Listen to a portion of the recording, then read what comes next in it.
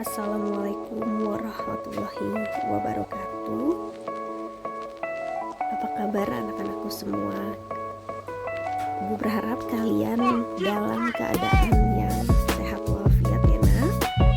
Bertemu kembali bersama Ibu Amalina dalam mata pelajaran administrasi umum. Jika minggu lalu kita membahas mengenai pengertian dari administrasi, sekarang kita berlanjut ke materi selanjutnya, yaitu mengenai unsur administrasi. Minggu lalu materinya mungkin masih ada yang mengingat mengenai pengertian administrasi. Ayo, jadi pengertian administrasinya ini segenap proses penyelenggaraan kegiatan tata usaha yang dilakukan oleh dua orang atau lebih dalam usaha kerjasama untuk mencapai tujuan tertentu. Jadi di sini administrasi itu adalah proses. Nah, prosesnya di sini proses untuk menyelenggarakan kegiatan si tata usaha yang dilakukan pasti tidak sendiri. Dilakukannya ini dua orang atau lebih dalam usaha kerjasama. Jadi saling bekerja sama satu sama lain untuk apa? Untuk mencapai tujuan tertentu. Itu pengertian administrasi. Jadi ibu review sedikit ya nak. Sekarang kita masuk ke unsur administrasinya. Baik, unsur administrasi itu terdapat 8 unsur. Nah, supaya kalian lebih mudah dalam mengingat, ibu buatkan singkatan. Singkatannya ini lebih baik jika sambil mengingat. Seperti ini ya. T3, T2, K2, unsur administrasi. Jadi ibu berharap dengan kalian mengingat seperti itu, memberikan nada pasti lebih mudah untuk diingat, karena unsur administrasi ini kan ada 8. Kalau tidak dinyanyikan seperti itu, dibuat nada pasti ada yang lupa. P3, T2, K2, M, unsur administrasi. Oke, P yang pertama itu adalah pengorganisasian. Kemudian lanjut P2 perbekalan, P ketiga perwakilan. Kita masuk ke dalam T. T yang pertama tata usaha, kemudian T kedua tata hubungan. Lanjut ke K. K yang pertama kepegawaian, K yang kedua keuangan. Kemudian M, manajemen. Kenapa sih harus ada unsur administrasi? Kemarin ada pengertian administrasi, sekarang ada unsur administrasi. Jadi unsur ini sebenarnya adalah hal yang mutlak atau ada di dalam kegiatan administrasi. Jadi mutlak, melekat, pasti ada di dalam administrasi ini, ada ke-8 unsur tersebut. Oke, sekarang kita bahas satu persatu mengenai unsur-unsur tersebut. P yang pertama. Apa itu yang pertama? Pengorganisasian. Oke, P pengorganisasian di sini merupakan rangkaian perbuatan menyusun suatu kerangka organisasi yang menjadi wadah atau tempat bagi setiap kegiatan dalam usaha kerjasama dalam mencapai tujuan yang telah ditetapkan. Jadi di sini pengorganisasian, kenapa kok ada unsur pengorganisasian? Karena kan di dalam satu administrasi itu pasti ada yang namanya organisasi. Nah, organisasi ini sekumpulan, jadi terdiri dari sekumpulan orang yang saling saling bekerja sama satu dengan yang lainnya, yang dimana dia pasti tidak dapat bekerja secara sendiri. Dia ada organisasi, di situ ada struktur, ada birokrasinya, kemudian ada kerjasamanya untuk mencapai tujuan pastinya. Makanya birokrasi atau organisasi ini pasti sangat penting. Mengapa dia menjadi bagian dalam unsur administrasi yang pertama sekali, yaitu pengorganisasian, karena di situ terdapat pasti tugas administrasi di dalamnya. Jadi ada sekumpulan orang yang melaksanakan kegiatan administrasi untuk membantu melaksanakan tugas. Baik, kita lanjut yang kedua. Ini P yang pertama ya, pengorganisasian. Kemudian masuk kedua, yaitu perbekalan. Perbekalan yaitu rangkaian perbuatan mengadakan, mengatur pemakaian, mendaftar, melihara, sampai menyingkirkan segenap perlengkapan yang sudah tidak diperlukan dalam usaha kerja sama. Jadi perbekalan ini sebenarnya juga menjadi ke dalam unsur administrasi atau bagian mutlak dan melekat di dalam administrasi, karena di sini hubungannya adalah mengenai peralatan kantor. Kamu bayangkan di dalam kantor ada banyak sekali mesin kantor, lalu kertas, ballpoint, X, pokoknya semua yang berhubungan dengan peralatan kantor, sarana dan prasarana, ya, peralatan kantor, barang habis pakai, barang tidak habis pakai, ada mesin kantor, ada mesin komunikasi kantor dan lain-lain. Ketika kamu ke kantor, kamu melihat berbagai macam peralatan. Nah, ini sebagai contoh kecil saja yang ada di gambar kamu lihat. Itu termasuk ke dalam perbekalan juga ya. Ada berbagai macam pensil, kalkulator, kalau itu ada juga X dan lain sebagainya. Jadi administrasi di sini pasti ada nanti yang namanya kegiatan mengadakan kantor. Juga masuk ke dalam unsur administrasi, jadi mengadakan peralatan yang berbagai macam, banyak, itu juga ada anggarannya, lalu mengaturnya bagaimana sedemikian, lalu dibagi ke dalam divisi-divisi, lalu yang dipelihara juga setelah tidak digunakan baru disingkirkan. Oke, sekarang kita lanjut ke P yang ketiga. P yang ketiga ini adalah perwakilan. Kalau tadi pengorganisasian, lalu perbekalan, sekarang masuk perwakilan. Ada yang tahu perwakilan itu apa?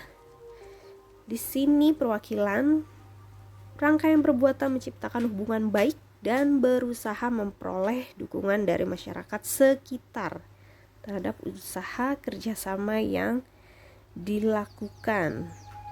Jadi perwakilan itu nama lainnya humas ya, hubungan masyarakat. Kalau dalam bahasa Inggris itu public relation. Jadi memang humas ini dibentuk untuk sebagai interaksi. Jadi kayak divisi itu melakukan interaksi, hubungannya itu kerjasama dengan masyarakat yang kaitannya memang dengan organisasi perusahaan. Jadi pasti dia akan membawa nama baik perusahaan di mata relasi atau kolega di perusahaan tersebut. Itu namanya perwakilan. Humas Hubungan Masyarakat. Kita lanjut ke mulai yang ke T ya. Oke, T yang pertama di sini adalah kata usaha. Kata usaha itu rangkaian perbuatan menghimpun, mencatat, mengolah, menggandakan, mengirim, dan menyimpan keterangan yang diperlukan dalam usaha kerjasama. Pernah melihat tata usaha yang ada di sekolah kamu?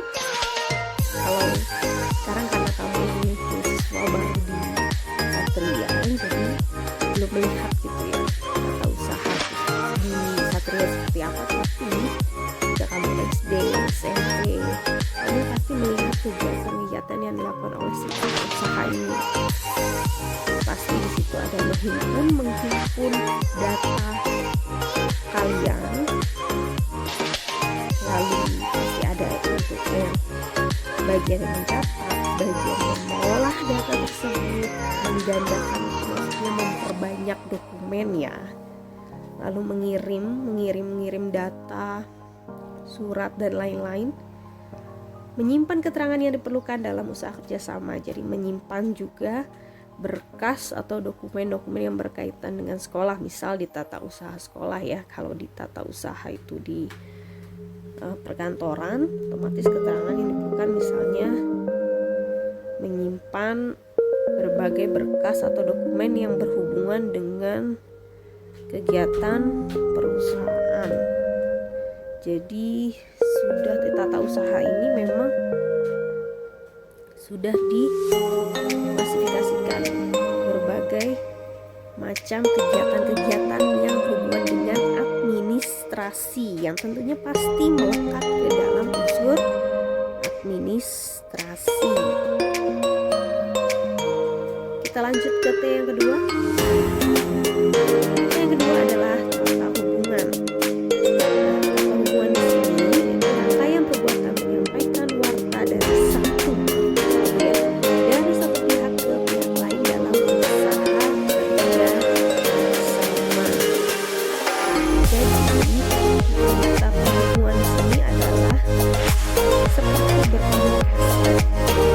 Jadi ada cara rekan kerja satu dengan lainnya, atasan dengan bawahan, bawahan dengan atasan, dan vertikal sama horizontal. Itu ada menyampaikan informasi dari satu pihak ke pihak lain untuk dalam bekerja sama di satu organisasi. Kalau tadi humas perwakilan itu ya, dengan suatu perwakilan itu kan hubungannya dengan hubungan masyarakat, dengan hubungan keluar. Jadi kalau tata hubungan di sini itu komunikasi, yaitu di internal. Kalau tadi lebih ke eksternal, jadi hubungannya itu keluar dari organisasi. Kalau yang ini lebih ke dalam, kami menyampaikan informasi dari satu pihak ke pihak lain di dalam usaha kerjasama di mana masih dalam. Nah, oke, lanjut.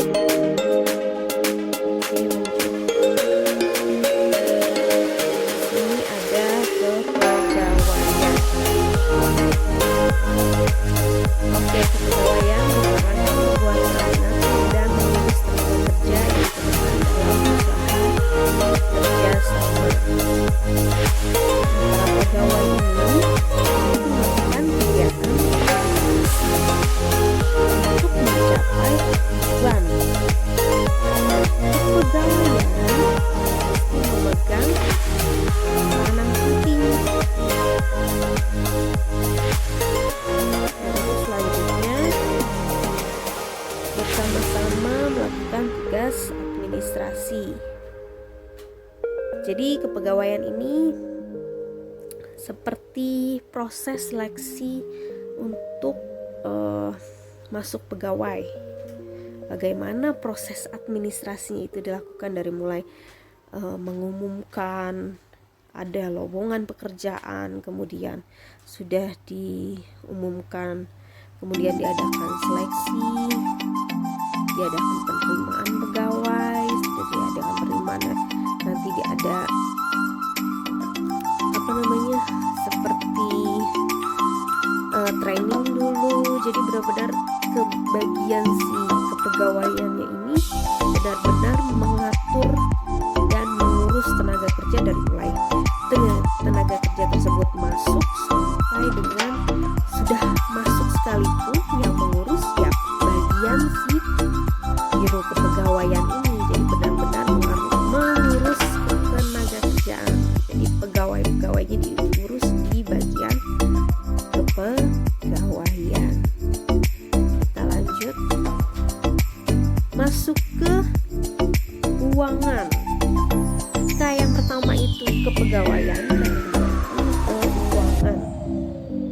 Jadi di sini keuangan rangkaian perbuatan mengelola segi pembelanjaan dalam usaha kerja sama. Apakah mungkin ya kalau di dalam suatu organisasi, kita di satu kantor kemudian tidak ada yang namanya memegang kendali dalam keuangan? Rasanya tidak mungkin ya. Jadi benar-benar bagian keuangan ini benar-benar hal yang sangat penting sekali dalam fondasi gitu. Ibaratnya kalau keuangan atau modalnya tidak ada, arus kasnya tidak ada, bagaimana dia menjalani operasional perusahaannya sehari-hari? Karena bukan hanya menangani untuk gaji pegawai saja. Di sini kan keuangan ini berkaitan dengan operasional atau kegiatan sehari-hari yang berhubungan dengan organisasi itu sendiri. Jadi kalau sehari-hari mungkin ada satu kantor yang ngurusin catering atau makan pegawai setiap harinya, itu kan pengeluaran. Lalu pembelanjaan lain-lain misalnya yang tadi perbekalan, jadi hubungannya juga untuk berbelanja peralatan kantor, perabotan kantor, furniture dan lain sebagainya, itu juga pengeluaran. Belum lagi biaya pengeluaran seperti listrik, air, dan lain-lain. Ya, jadi itu membutuhkan biaya untuk hubungannya ke organisasi atau perusahaan. Kita lanjut. Terakhir adalah manajemen. Kalau tadi kan P3, T2, K2, M. Nah, M-nya ini hanya sendiri. Yang tadi P-nya ada 3, T-nya ada 2, K-nya ada 2, sekarang M-nya sendirian nih. Oke, M-nya di sini adalah manajemen, yaitu rangkaian perbuatan menggerakkan karyawan dan menggerakkan segenap fasilitas kerja agar tujuan kerjasama yang telah ditetapkan benar-benar tercapai. Jadi manajemen ini sebenarnya kan adalah proses pengaturan terhadap sesuatu yang dilakukan oleh organisasi. Jadi di manajemen ini diatur sedemikian rupa si organisasi tersebut, lalu di situ pasti dia ada menggerakkan seluruh karyawan, seluruh fasilitas kerja. Agar apa? Agar tujuan yang ditetapkan itu benar-benar tercapai seefektif mungkin, seefisien mungkin. Jadi di sini adalah proses ya. Jadi manajemen itu serangkaian proses untuk mengatur sedemikian rupa dari mulai SDM sampai dengan fasilitas-fasilitas yang harus ditunjang. Oke. Ya, sampai di sini dulu materi kita untuk pertemuan minggu ini di 8 unsur administrasi. Ibu berharap kalian paham dan mengerti. Terima kasih atas perhatiannya.